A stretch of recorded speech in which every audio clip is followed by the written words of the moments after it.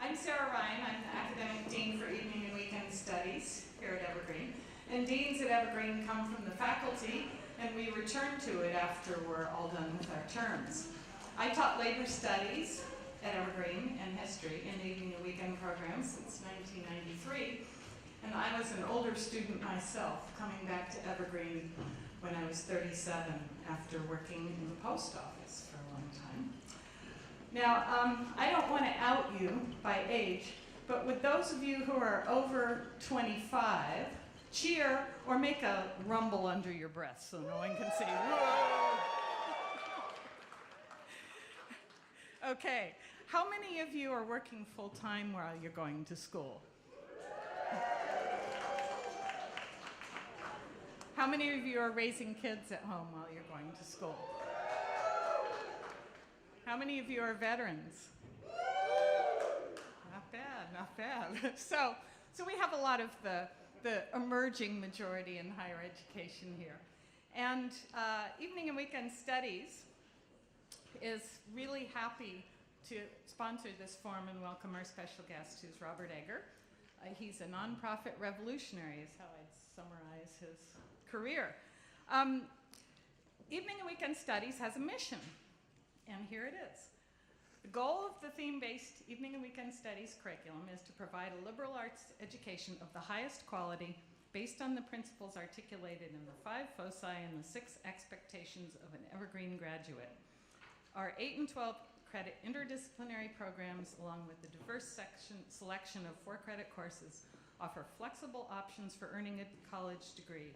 We are dedicated to serving students from all walks of life, especially those who have family, work, and other commitments.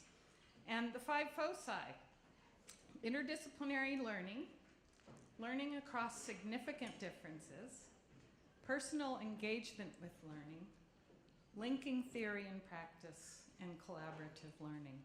And then the 6 expectations of an Evergreen grad are to articulate and assume responsibility for your own work, participate collaboratively and responsibly in our diverse society, communicate creatively and effectively, demonstrate integrative, independent, and critical thinking, apply qualitative, quantitative, and creative modes of inquiry appropriately to practical and theoretical problems across disciplines, and as a culmination of your education, demonstrate depth, breadth, and synthesis of learning, and the ability to reflect on the personal and social significance of that learning.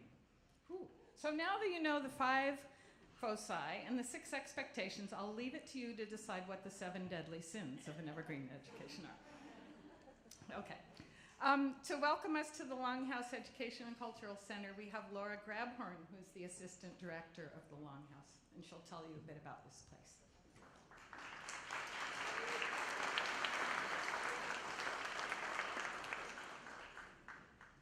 Hi, everyone. Welcome to the Longhouse. My name is Laura Grabhorn. I'm a member of the Tlingit and Haida tribe of Alaska, specifically the Ganacsadee clan from Klawock, Alaska. And I'd like to welcome you all here to this very special place. We are known by several different names. The name of the Salish people for us is Squee-Gwigault, which means House of Welcome, which is our English name, or Longhouse Education and Cultural Center, which is the official name for the building. We've been here since 1995, so this is our 20th year at being at the Evergreen State College. And in a brief conversation with Robert earlier, he was saying this is the first Longhouse he's been in. Well, this is the first Longhouse on a U.S. college campus, so it's a place of firsts. So we were the very first here.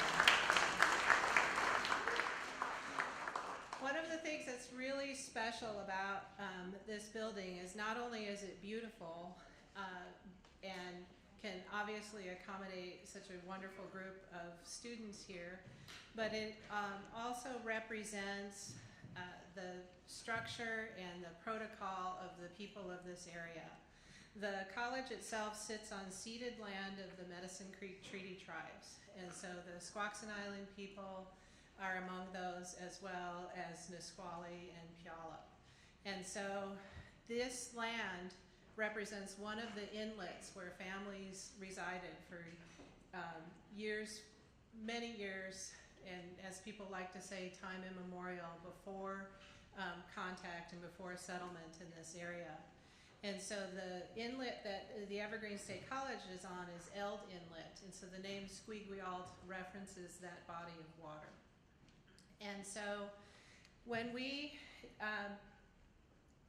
started to build this longhouse, it was the culmination of like 15 years prior to that vision of getting it built. It was the idea of one of the early faculty members here at Evergreen. Her name was Mary Ellen Hilaire, and she was a Lummi elder. And she was also the first woman that the college hired to teach here at the college. And what she thought that the college needed was a place that represented Northwest hospitality, but welcomed people from all cultures. And so she thought something like a longhouse would be important for the college to have. And it followed with her particular teaching philosophy that Native studies and the idea of working with Native people wasn't about studying Native people, but about studying about the world from a Native perspective. And so her notion of this longhouse was something along those lines. And it came to fruition through the hard work of the students that she impacted when they were undergraduates here. And when they went into graduate programs, they started looking at the feasibility of what it would take to build a place like this. So it was finished in 1995. The building itself reflects the input of elders from the area, who we now call the Pillars of the Longhouse. And you'll see around this place evidence of their presence and their continued influence on the work that we do here. And one of the things that we're always trying to do is we're always trying to think, what would Mary Ellen Hilaire think about the work that we do here? So the Longhouse itself is both a building and a gathering spot that reflects the history and impact of everybody who visits it. So now, for those of you that this is the first time you've been here, you're now part of the story. You're now part of this place and part of our community and a part of our house. And what we do is, as a public service center here at the Longhouse, is we support Native arts and cultures. And so all around here, you see art of the people of the area of Washington State, but even beyond that, around the Pacific Rim. And so we've worked with people from New Zealand, the Maori of New Zealand. They come here in residence every other year. And we work with tribal elders, culture keepers, artists, not only from Washington and Oregon, but from around the country. And so you'll see their work along our walls, on the beams of this particular building, in the hallway. And then you'll also see in the welcome hall their flags. And so tribes are now starting to contribute their flags to be part of the Longhouse. So if you don't see for those of you who are tribal members, if you don't see your tribe's flag up there, we'd love to include that to represent all of the people who are here, and not just from Washington tribes, but from all over. We'd like to do that. So outside, you'll notice, you may have seen it was a little dark, the welcome figures here, and they have their hands up like this. And so for those that aren't familiar, this gesture has a couple of different meanings, and it's also in our logo that you see that it looks like a hand with the house in the middle. So that's resembling the home fire, but then also this gesture of welcome, and you'll see that the figures have their hands out like that, meaning that this is a place where you'll find community and support.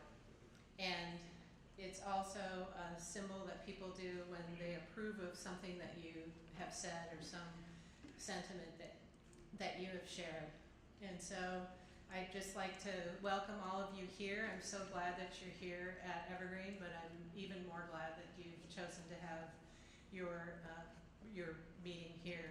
And we're often here during the day, but our work also keeps us here in the evening too. And so if you want to be on our mailing list for activities and events and so forth, we're on the Evergreen website, just evergreen.edu/longhouse. And give us a call and we'll add you to the mailing list so that we can include you on our wonderful events.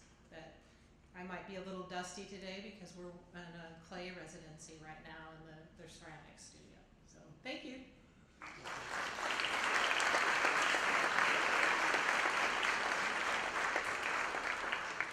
So Susan Preciso has taught literature, writing, and history at Evergreen since 1992, and she will explain what we're trying to do with this forum. Hi, everybody. So, this will be pretty brief, but just a brief explanation about the forum and this tradition. The Liberal Arts Forum that we began again last year revives a practice that evening weekend studies began some years ago on a smaller scale. And our idea was to bring programs together to think and talk about some common interests, some common reading, some common problem. And in an early iteration of the Evening Weekend Studies Forum, Liberal Arts Forum, we read this wonderful essay by William Cronin, it's called Only Connect. And he was writing about what it means to be a liberally educated person. And one thing he argued was that the liberal arts describe an educational tradition that celebrates and nurtures human freedom. And he goes on to talk about the fact that it nurtures kind of an individual freedom, and we think of the liberal arts as liberating education for individuals, certainly.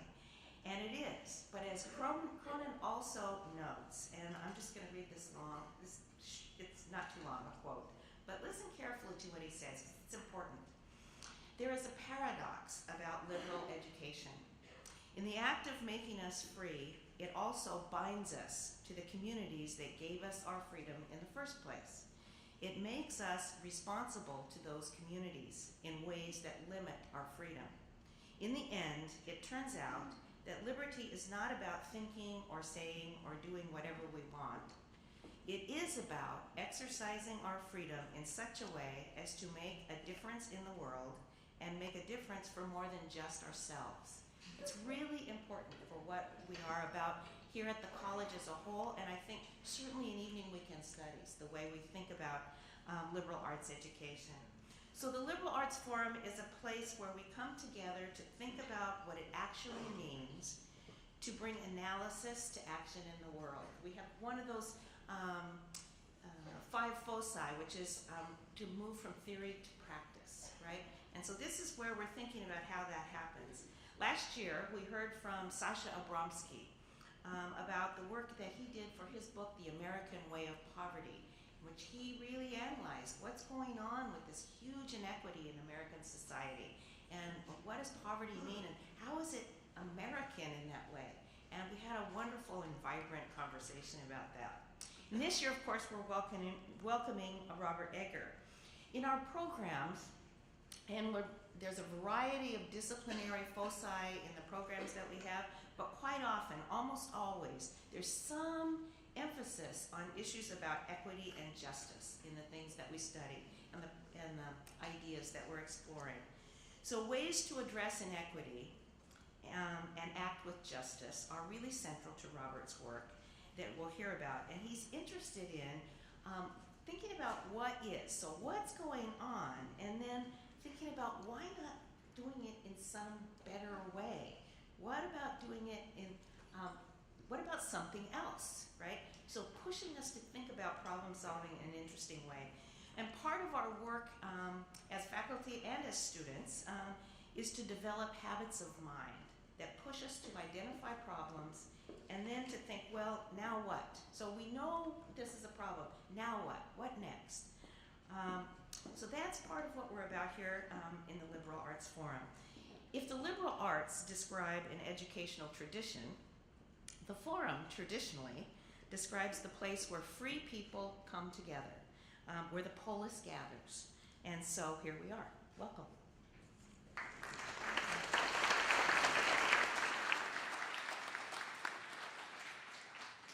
So to introduce our special guest, we're fortunate to have His Honor, the Mayor of Olympia, Stephen Buxbaum, who is also an Evergreen faculty member and Evergreen alumnus. Stephen.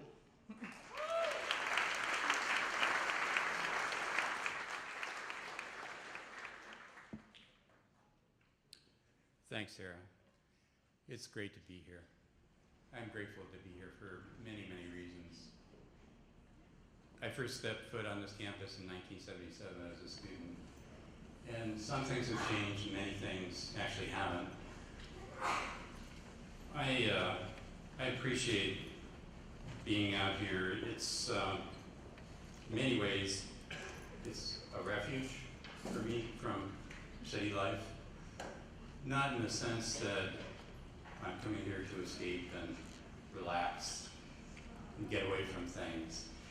But instead, as I come out here and I listen to our speakers and I listen to the remarks and think and reflect on what's being said here, things like making a difference for more than just ourselves. To me, that's what the Evergreen experience was about, has been about, and what I've always carried with me. So I'm grateful to come back here because it's sort of a homecoming in many ways. Coming here is like passing through a door to a world where we are less accepting of things as they are. It's a place where people come who are determined to find answers to our community's most pressing issues and challenges, including poverty, hunger, homelessness, drug addiction, and mental illness. And these are challenges that are part of my reality every single day. And I'm here to remind you that that's not okay. Life in America and in our community is not going well for an increasing number of people.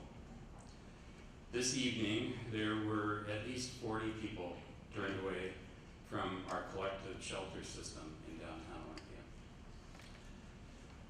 There are 200 school children that are homeless tonight, yet they will show up for school tomorrow morning in the Olympia City School District. Last year, our needle exchange passed out over 1 million needles to IV drug users in Thurston County. And I'm a strong supporter of our needle exchange program. However, the number of needles that we are going through is staggering and a discomforting indicator of addiction and self-medication in our community. These facts are unacceptable and disheartening in many ways. Yet, what I nonetheless find redeeming is that we have a community, you who are here tonight, and many others, that is growing in awareness, understanding, and determination to create meaningful change. My expectation for us tonight is that we take time together as a community to deeply listen to each other, share ideas, think critically about our world, debunk the mythology of what is supposedly working, and discard the excuses for why things are not working. Tonight is an evening to share perspectives and empower each other to open up and consider the possible and set a course for action. Consistent with that theme, critical assessment of the world leading to action and the power of community, our guest tonight can speak from experience about what it takes to fashion an idea and bring it to life.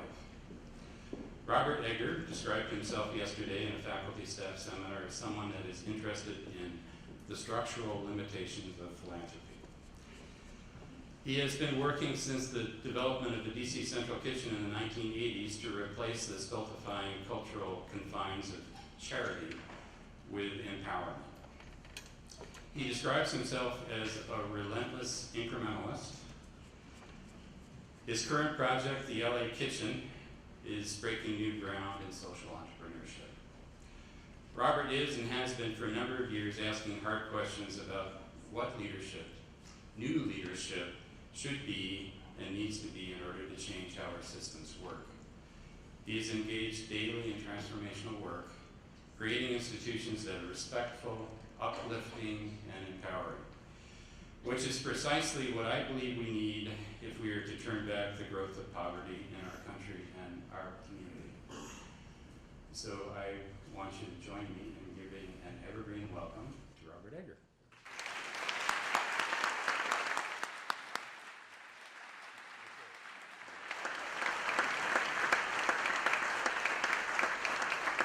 Hey everybody. That's my first time being introduced by a mayor, man. Pretty cool. And what an insanely crazy crowd, man. You think it was like Fugazi was playing at Evergreen, Olympia tonight. So really, I'm really touched, honored 1,000 different ways. I've had a tremendous couple of days. Now just so you know, my daughter is a greener. She graduated last year and still lives here and works at Safe Place downtown. And I've spent the last day and a half meeting with faculty, chilling with the mayor, meeting with the food systems, fellow workers in the food system, students, and now you all. And I've spoken at length many times about my work in DC, and I'm going to get to that, but I wanted to really riff a little bit on this deeper, more important subject of the liberation theology and freedom.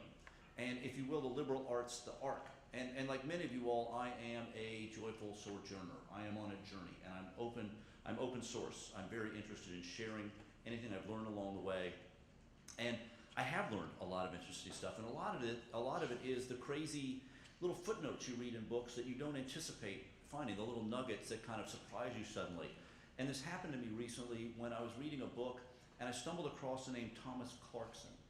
And I'd never heard of this guy ever, yet he was described as the father of the human rights movement, the first investigative journalist, and pretty much the first person to take a big step in abolition. Now, this is really important, and I feel really intrigued to bring it up tonight in a kind of collegiate environment because he was a college student. And in the late 1700s, he was just an anxious young student. Now, of course, to be in Cambridge University back then meant he was already top of the heap. I mean, this was a very structured society, so you really couldn't escape your kind of where you were born. But he had but even within that system, there was striation. So he was kind of at the bottom of the level. Now, the only way to kind of escape, there was literally very few ways to escape this lottery of life, yet there was one way. And when he went to Cambridge, it was the Latin essay contest. And it was an annual event, right? And no one knew what the subject was going to be. So like everybody, he was waiting dutifully for the subject to be announced, and up it went. And wild card of all wild cards, the subject was, is it wrong to enslave a man against his will?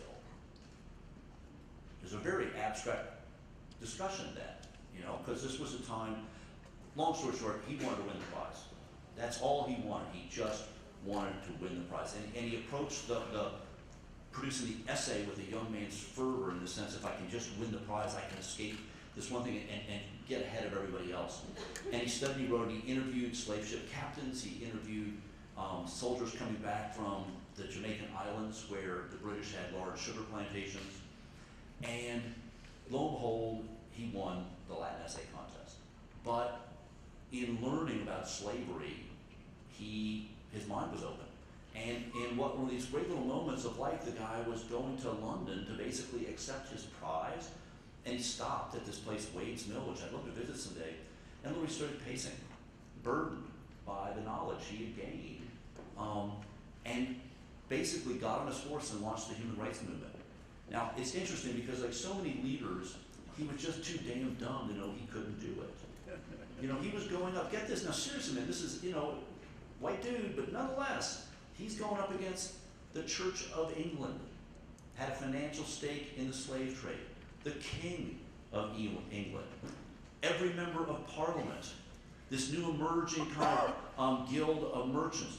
The entire economic system was built around this kind of insidious triangle that took guns to Africa, slaves to the islands, and then rum and sugar back.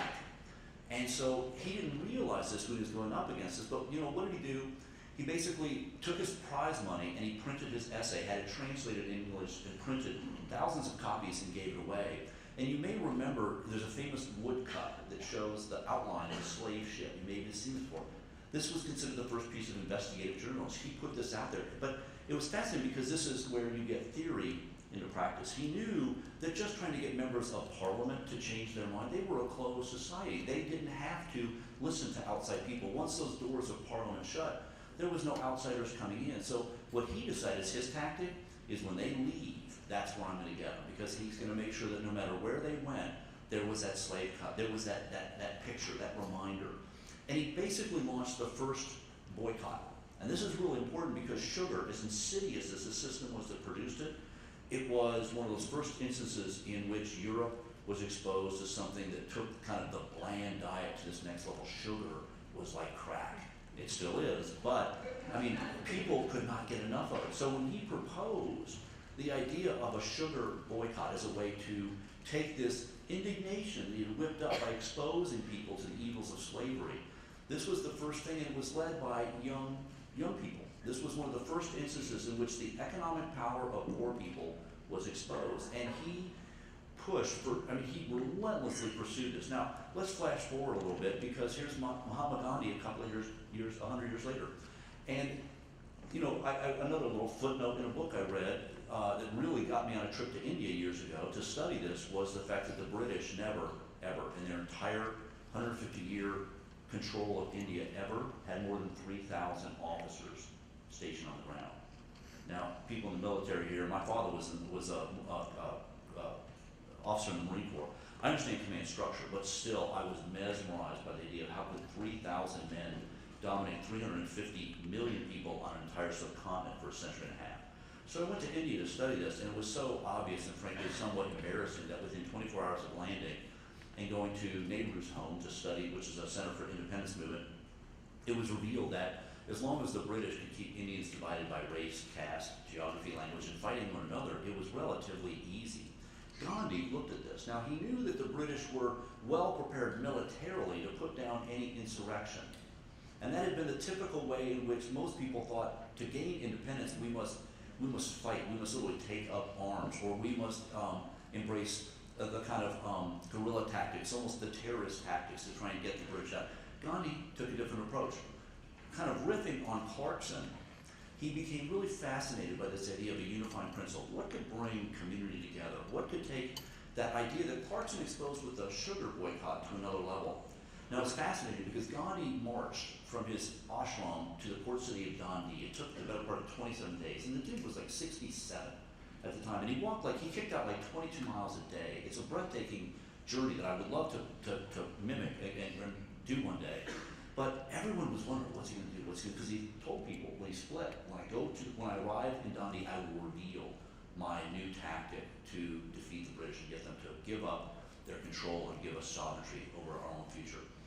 And he marched down, and by the time he arrived in Dundee, there was literally 50,000 people waiting for him to tell them what he did. He marched down to the sea, and he squatted down and picked up a handful of salt.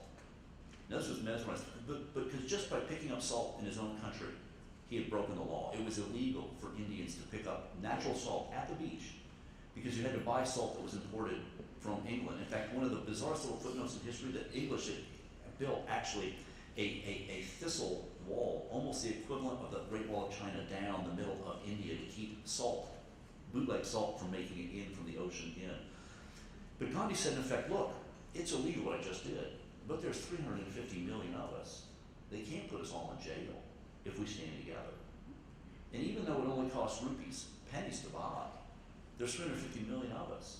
If we don't buy salt, it will have an economic ripple. Now, even more important, he knew the British media would be there.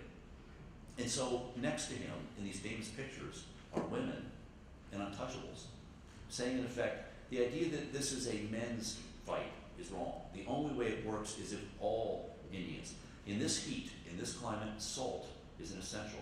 This is a symbol of our united subjugation. The British don't look at us and see a Hindu or a Muslim or a Sikh or a Jew or a Christian or an educated or an uneducated. They see an Indian. We're the ones who see this difference. It's only when we stand together. It was one of the most brilliant metaphors of all time. But of equal importance, he was using British media to say to the British, your comfort is my subjugation. The country the standards you believe in, the world you talk about, the promise of democracy that you hold so close is bought at the expense of my people. You know, he was saying to the British, look in the mirror. You know, it was a brilliant thing, but this was the first time that Indians could see beyond those differences. Now today, as many of you probably know, is the 102nd birthday of Rosa Parks. You know, and this is a very important day because in this arc, it's very important to read because we've learned a lot about the civil rights movement. But what's really important, and a little footnote to follow in this arc of first sugar, then salt.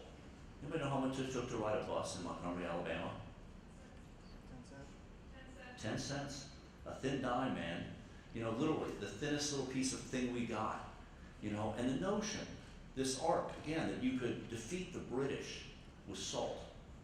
You know, that you could end or challenge the idea of slavery with sugar. That you could confront racism in America with dimes.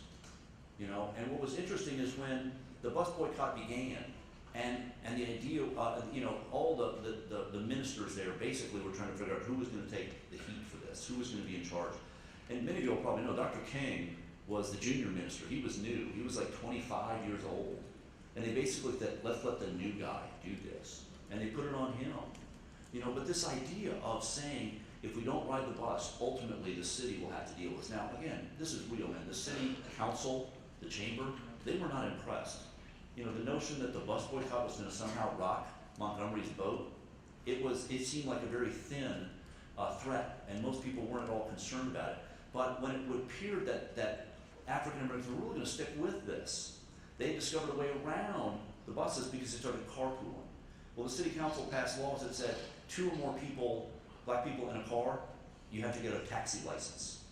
You know, so this is another moment in which this sense of community, this sense of commitment, this sense of solidarity was challenged by archaic laws, people who were fearful of change and trying to throw up anything in its path. But again, this was another powerful example of people who said, in effect, they'd reached that point, that amazing point that history points to so often, where people say, in effect, no, I won't do this anymore.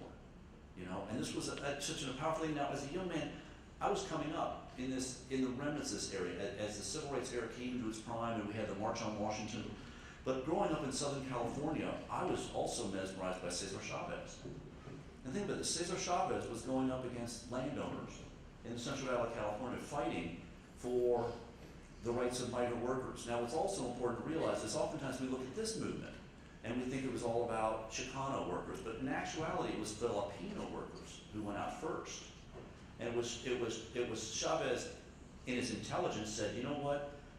Our lot, even though we are separate groups of people and we really never have worked together or lived together, this is a moment where we should stand together. And they came together and formed the United Farm Workers. And that was a powerful thing. But again, what was their weapon? Grapes. Table grapes. And again, I want you to really think about this. You know, again, grapes, dimes, sugar, salt. You know, the idea that you could confront all these codified, entrenched systems in which all of the power, all of the money was behind it. And that you were going up, that poor people, in effect, were going to stand up together and use these seemingly flimsy shields. It worked. I've been mesmerized by this idea of poor people's pennies and unity. This idea of people staying together, the power they have. Now again, I feel like many of you in this room, I'm a child of that theology. You know, I was 9, turning 10, the morning that my father came in and told me Robert Kennedy had been assassinated in Los Angeles. And this was a year that I was first coming of age. I was really starting to see the world and actually becoming excited by this political campaign. And it had only been 2 months earlier that Dr. King had been assassinated. But as a young man, I was very, very taken by Robert Kennedy and very shaken by his assassination. And it's funny, over the course of my life, I've studied a lot about Robert Kennedy. And it's a young man in Washington, D.C., and particularly one who got into the nightclub business. I had days free, and I would walk quite often over to Arlington Cemetery, where he and numerous other people who served our country are buried. And there's an etching on the wall where Robert Kennedy had made a speech in Cape Town, South Africa. which I urge you to listen to if you ever get a chance. It's called the Day of Affirmation speech, and it's one of the most brilliant speeches. But in it, he spoke a line that has really touched me and speaks a lot to the work I do, when he said, you know, every time a man stands up, or a person stands up and acts out against injustice, they send forth a small ripple of hope and daring. And from a million different small energy sources, those ripples can become waves that can wash down the mightiest walls of oppression. This is very much to the way I do my work, because in theory, we all want big change. You know, many of us here work diligently in our individual efforts.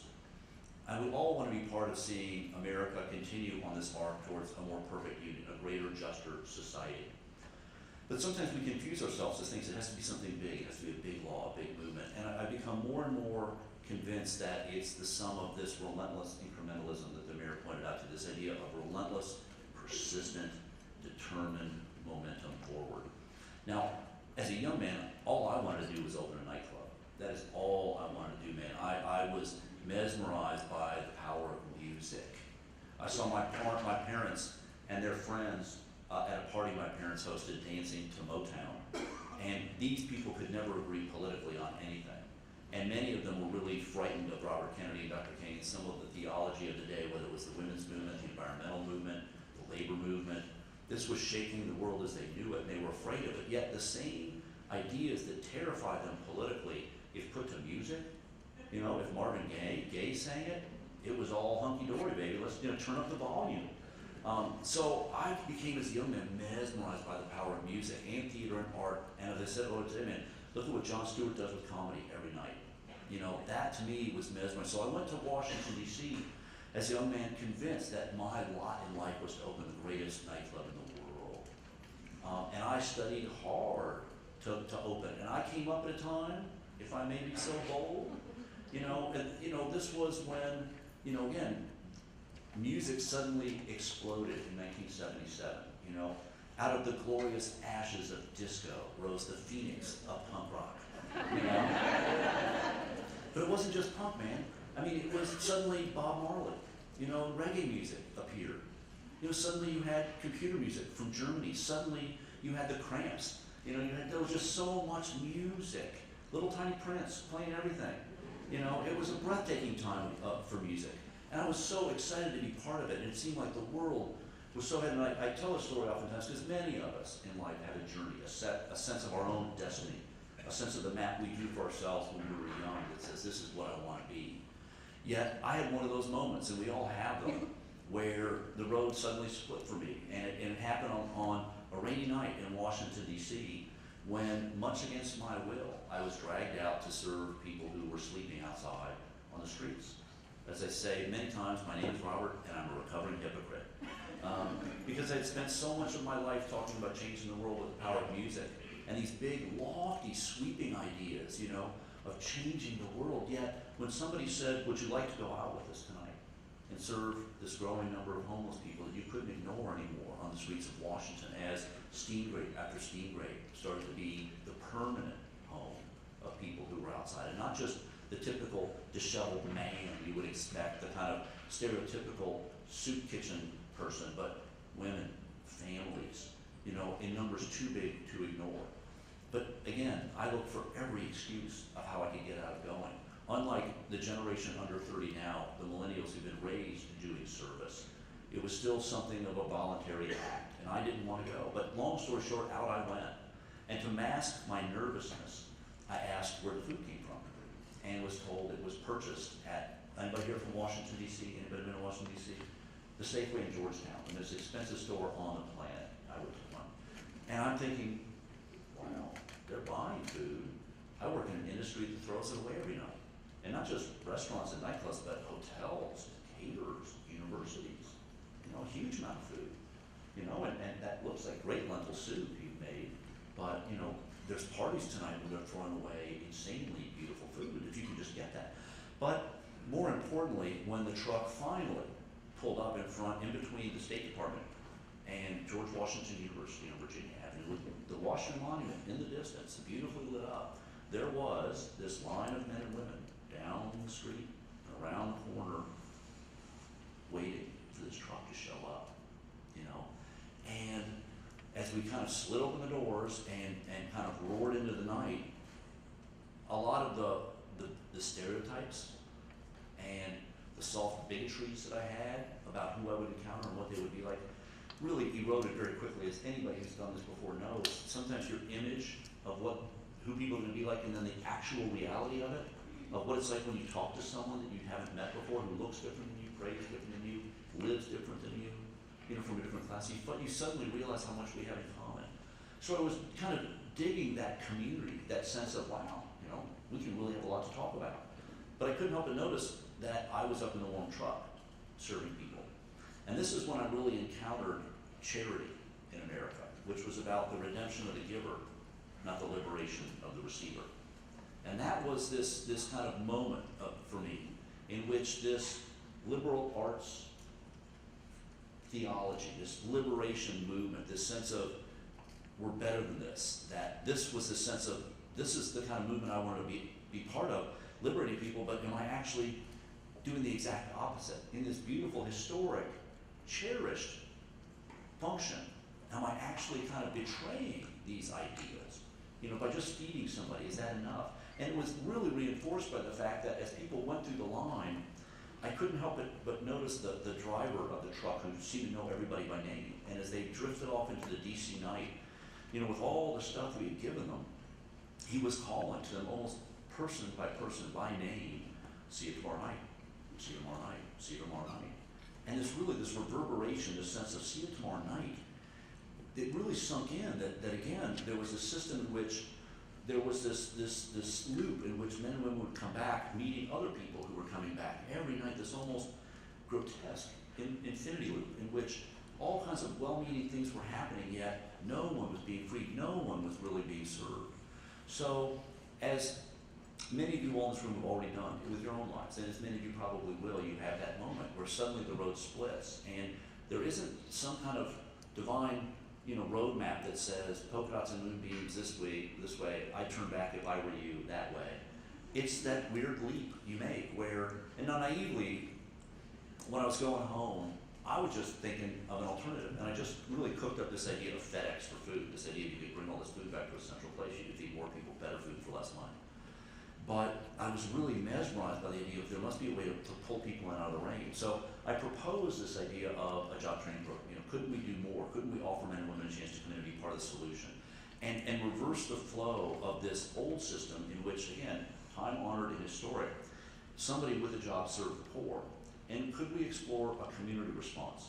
Could we make it a side-by-side version in which someone who might have been an addict or unemployed or a vet or 1,000 other reasons that somebody might have ended up on Virginia Avenue that night, could they be part of the solution versus just merely recipients of our services?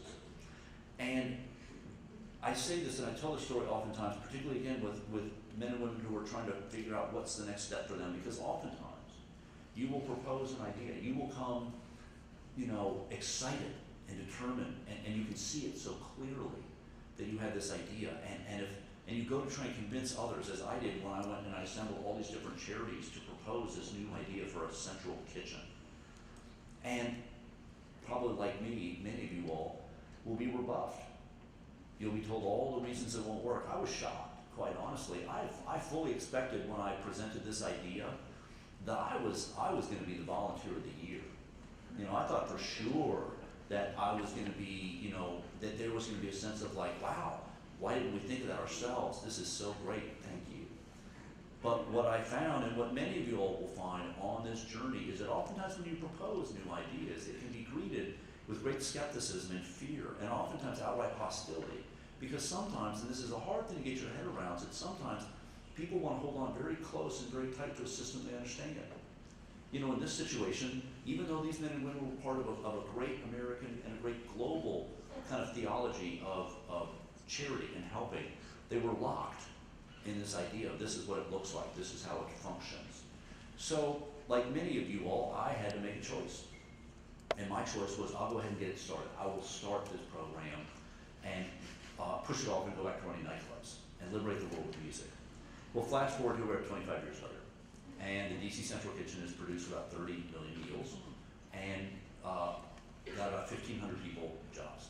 and what we've been able to do over the course of the year. And of course, I'm one of many. In fact, when I was talking today about the gentleman who founded Pioneer Human Services in Seattle, and there's so many other groups that have embraced or built similar models. This again, these ideas that we can not just be charity, but we can be empowerment agents, that we can help people get jobs. We can be the job creators ourselves.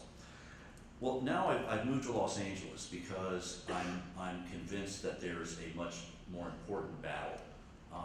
Again, the mayor and I talked a lot about this the other day, that I tried to divide my brain 49-51. Because I love what I do. I always say, man, I hate my job, but I love my work. I really hate that we have to do this kind of work in DC, in anywhere in America. But I love the community it exposes me to, and I've seen this day in and day out. For 25 years, the experiment at the DC Central Kitchen, again, was whether it was the Obamas, whether it was men and women in the job training program, whether it was young students who want to do service to graduate high school, whether it was one of the millions of college students who got that bug when they did service in high school and wanted to keep going when they were in college. This idea at the DC Central Kitchen and what I will open in LA was that everybody works side by side. That the only way we can truly start to explore the way to fight hunger, homelessness, addiction is if we approach it as a community. That whether you're the President of the United States or someone who lives in the shelter, we're residents of the same city. We're Washingtonians. And the only way this is going to work is if we do it side by side. And the power that I was able to reveal constantly, but never more poignantly than when presidents came to visit the kitchen, which they did on a regular basis, was this notion that here was somebody who a couple of years ago might have been sitting, on the 20th year of a 25-year stretch, just wondering, am I ever going to get out of here? And then by some bizarre twist of fate, they get out and their parole officer says, you got to get a job. There's this great program in DC, why don't you get into it? And the next thing you know, they're standing next to the President of the United States saying, no, sir, you do it this way. And again, man, but think of that power. Think of that image of an addict, a homeless guy, a felon, having knowledge and teaching the President of the United States. That's all I try and do. I always say, man, nonprofits, we can't fix anything. I'm not in the nonprofit business, I'm in the bravery business. My job is to make people brave enough to look beyond their prejudices, their fears. Americans are really decent people, man. There's so much evidence. People give over $300 billion a year to charity. 100 million people volunteer. Clearly, Americans believe deeply in this dream of Dr. King. They want to see it, but this big next important step, beyond just writing a check, beyond just volunteering, this is the big leap. Because most people, again, are decent, but they want to hold on really tight to this stereotype that, man, if you're poor in America, man, it's your fault.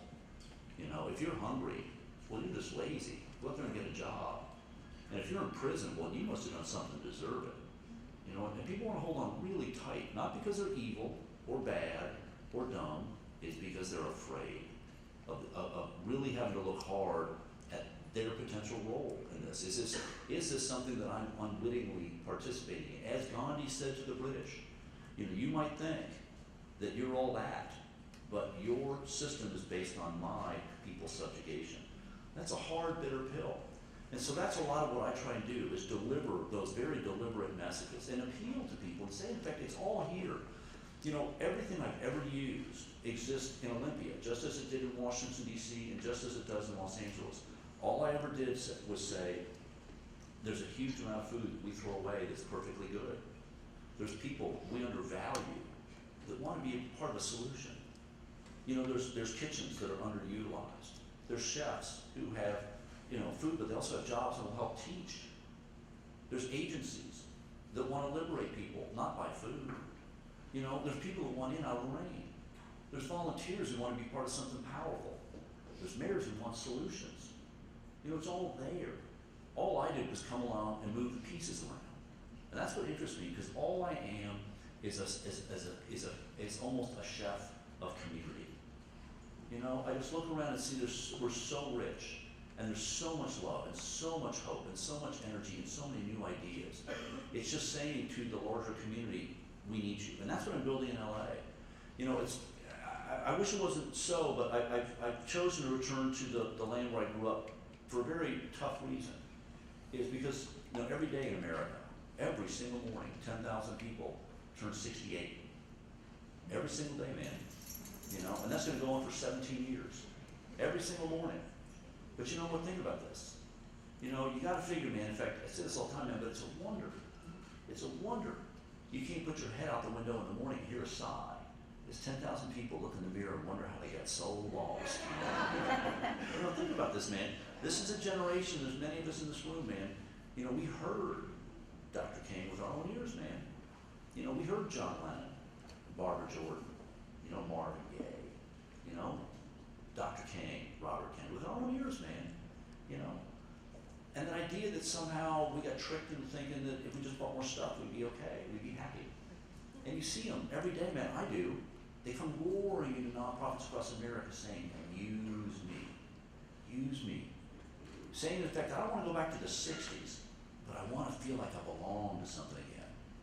You know, this is gold, man. Never before in the history of the world. This aging generation, as I oftentimes say, that I know young people wish there was some kind of a boomer rapture and we just disappeared one day. We just all were gone. It was just piles of old clothes, you know, psychedelic tie-dyed shirts laying around Olympia, you know. But you know, short of an asteroid, we're here, baby, you know. But the reality is, man, there's an army of people, and they represent the deepest well of life experience in the history of the world. No other generation ever has been this rich, this free, or this educated, you know, or had a better soundtrack. Except for the millennials. You know, the millennials are coming up on the other end, 100 million strong, the most diverse generation in the history of America, the most connected to a global network of people under 30 who look at my generation and wonder, you know, is there a different road? I've often said, man, the worst failure I've ever seen has been my generation's version of success. We almost tanked the global economy, pursuing what we were told would buy us happiness. And the powerful ideal, and while I know it is a gross generalization, the powerful idea I see espoused by so many young people, this idea that I gotta make a living, you know, I gotta pay back my student loans, I gotta live, you know, I gotta pay my bills, you know, it's not easy. But if I can find a job where I don't do harm, I do good, sign me up. You know, this fervent desire to merge spirituality, lifestyle, and income. To basically say, I can't write a check at the end of the year to a charity, but man, I can show up and volunteer. You know, I can take what they're teaching me at Evergreen and I can use it. I can take what I know in my job and use it. So what I think we have to look at now is a new formula in which we take, again, this idea that America has this rich, deep well of generosity, this amazing pool of people who want to be engaged in something different, and this amazing legacy as a country that is never so poignant on days like today when we look back and think of the determination and the power of a frail, tired woman who stood up on a bus, or wouldn't stand up on a bus, you know, and said no. You know, and what she unleashed, this idea that it wasn't just African Americans. You know, what made Dr. King, like Gandhi, what made that movement work is when those men and women marched over the Edmund Pettus Bridge. I don't know how many of you all have seen the movie Selma, you know, but that's what really turned things, because suddenly for a whole lot of white people, seeing those men and women beaten, you know, or seeing young people have dogs sicked on, or hoses, that made a lot of Americans, just as Gandhi did, uncomfortable with that reflection, that somehow this was not who we were as a people. Again, Chavez did the same thing, and there's a whole history of people like that. And so, as we get ready to talk a little bit more as a group tonight about community, I would just urge you, again, to realize that some of the things I've talked about this tonight, you know, again, the idea of the president and someone standing side by side, those same things are here. They've always been here. You know, you have such a rich community. You know, the fact that you have a mayor, you know, who also is a greener, you know, that puts you leagues ahead of just about any other city in America. But again, you know, to have these resources, to have such a rich town, you know, to have such an open, I know it doesn't sound like that. Sometimes it takes an outsider to come in and talk to you about the town that you might just see as, well, it's just old Olympia, you know, Olympia with all those homeless men and women downtown. It's Olympia with that tough economy. You know, it's Olympia with not enough affordable housing. It's easy to look down on your town. It's easy to be discouraged about your town. Sometimes when you go someplace else, you know, or a stranger comes in, it's like when the guy comes in and says, man, your kids are so polite. And you're like, you evil alien, what have you done with my real kids? It's the same thing. What you got here is an amazing community. You know, and you have this night in this amazing long house with all the culture and all the deep meaning that's built into this house, to take a moment to get to know each other a little bit. You know, that's the joy of what we're about to do, is this community talk about what can you do in Olympia? You know, what are the things you have to work with? What can you, and you, my handsome brother, you, my beautiful sister, you too. I mean, what do you all have? What's your skill? What's your passion? You know, what are you willing to contribute to the idea of making Olympia? Any of you all thought about, show of hands, crazy question, any of you all thought about running for office? Right on, because that's what it takes. That's what it takes. Somebody's willing to stand up and say, you know what, it's hard, and it doesn't look easy, but I'm up to the task. I want to stand up there. Tonight you want to announce, man, when's the next election in town? Not for mayor, we're running you again. It's just, that's the kind of stuff it'll take. You have an open invitation to come to Los Angeles and work with me. What I'm going to be doing there is recycling millions of pounds of beautiful fresh fruits and produce that is currently thrown away every day in America. We throw away about 40% of the food we produce every single day in America. Half of that is fruits and vegetables. And we throw it away for oftentimes the same reason we ignore people, because they aren't beautiful. They aren't pretty enough. They got a blemish. They got a bruise. And by the way, as I get ready to work with more and more aging population, take my word for it, wrinkles, the new tattoos. You heard it here first. But this idea of saying to Los Angeles, it's the largest concentration of older people living in poverty in America, and the number is going to double in the next 10 years as the population over 65 goes from 1.2 million to 2.4. And you can see coming a million miles away a generation of people who aren't going to have enough money for the extra year science is going to give them. And I just can't be part of a system, nor can I live in a country in which we consistently continue to throw away our elders. It's one of the great shames we have in our country, the way we treat our old people. So the movement isn't just about how do I feed more people a better meal. That's the 49% of my thinking. 51% is how do we talk openly about how do we value our elders in America? What's the future? How do we as a society integrate and say, in effect, we don't want you to just disappear. We want you to be actively engaged. I've often said, man, if any of you all, what's your name, my handsome brother? Ben. If Ben was to get up here and just walk out just to get a drink of water, and if Ben slipped and fell on the way and hurt his arm, we would all jump to his aid. We'd all run, and Ben, we'd help him out, we'd call an ambulance or whatever, and we'd probably all wonder what happened to Ben, and we'd send his best wishes to the hospital. But if Ben had a broken brain, if Ben was mentally ill, we'd push Ben out. We wouldn't have Ben in here. We'd do our best to keep, he'd be out on the streets of Olympia tonight. That's the bigger challenge. And how do you in Olympia, how do we in America open up our society to a much bigger group of people? So the power is here in this room, and I urge you to vigorously explore it as we begin a community dialogue. And again, thank you very, very, very much. I'm really touched and honored by this opportunity to come to one of the great colleges in America in a great long house with a great group of people on a great night. Thank you all very, very much.